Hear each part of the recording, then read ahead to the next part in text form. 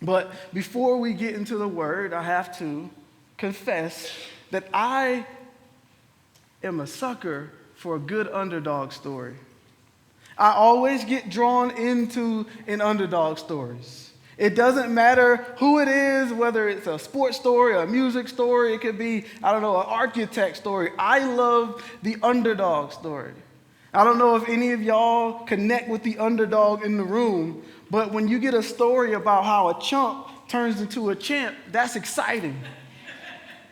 When you get the story of how somebody goes from rags to riches, that gets exciting. And then in our scripture, in our words, in the life of Jesus, we get this story about how he was rejected and turned into a ruler, an underdog. Now, maybe I can have a growing love and desire for underdog stories simply because for me, it feels like I can relate to them. Maybe you can. For example, if you, like me, have ever been cut from a basketball team, you can relate to Michael Jordan.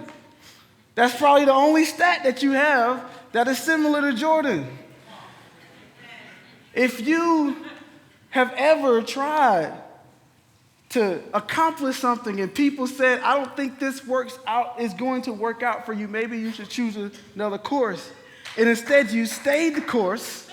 You trained, you got better and better and better, and next thing you know, now you are walking in the very thing that they said you could not do. I don't know if that encourages anybody today. But I think about people like Jennifer Hudson, who, I'm blaming y'all, all right, who y'all voted bottom 3 in season 4 of American Idol. The same Jennifer Hudson that went on to get an Oscar, an Emmy, a Grammy, and a Tony. That same Jennifer Hudson with multiple Grammys, we seem to have said, nah, I don't think you better than, I don't know, what's the brother's name? George Huff. Anybody know the name George Huff? Nah, probably not. What about Diana DeBarro? No, I didn't think so. If that wasn't bad enough, y'all also put Fantasia Barrino at the bottom of that list as well. She would go on to win. Jennifer would go on to receive multiple awards for the thing that they said she could not do. I love a good underdog story. And the Bible is riddled with underdog stories. For example, like Esther being a part of a people group who was seemingly cast out and overlooked and oppressed by the folks in the kingdom in which she served in. Goes before the king and then saves her people. I love that story. About the story of Ruth. About the story of Joseph. Oh my goodness, talk about going from rejected to ruler. His brother sold him into slavery. That should have been the end right there. Amen. But he goes from that to finding favor with kings, and then next thing you know, is second in command, and then now he's from rejected to ruler. What about David? Oh my goodness, within his own family. His father parades all his other brothers and say, you go work the field. His father parades all his other brothers in front of the prophet that will be naming the next king based on the Lord's decision. And David's not even in the room. David out there playing with his slingshot, getting good at it. But next thing you know, the Lord elevates David to become king. And not just that, but be a king that's reflective of God's heart, unlike the one before him. Love a good underdog story. But the thing about these underdog stories is the most important ingredient, and that is the turning point where adversity strikes the underdog to a degree that would be unfathomable to come back from. It's the point where a person who could hardly be recognized in their own story as the main character has hit rock bottom. But they get up and they prove that they cannot be counted out. Jesus, underdog.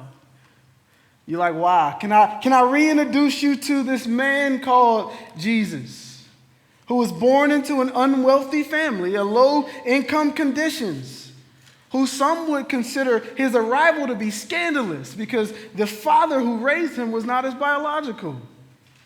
His parents did not have the means or prestige to privilege themselves into an inn, so he had to spend his birthday in a shack with animals. Jesus, he hailed from a place where it has been said that nothing good can come out of it. As an adult, he had said that he had nowhere to lay his head.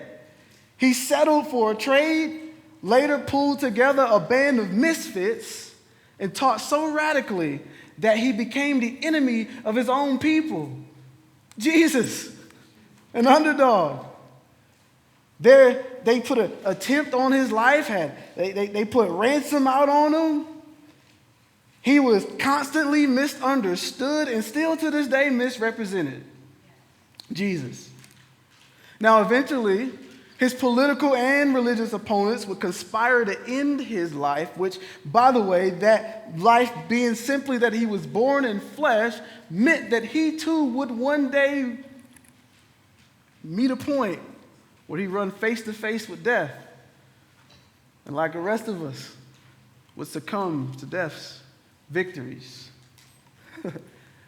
Or would he? See, this Jesus, he got up. And this underdog story is not just one of inspiration. Because Jesus got up, his underdog story is more than inspiration. It actually has implications for us because of who he is and what he said he had done with his death and leaving the tomb actually happened because those things happened. They have implications for us. Jesus beat death. That is a historical fact, brothers and sisters. Jesus beat death then, and he will destroy death later.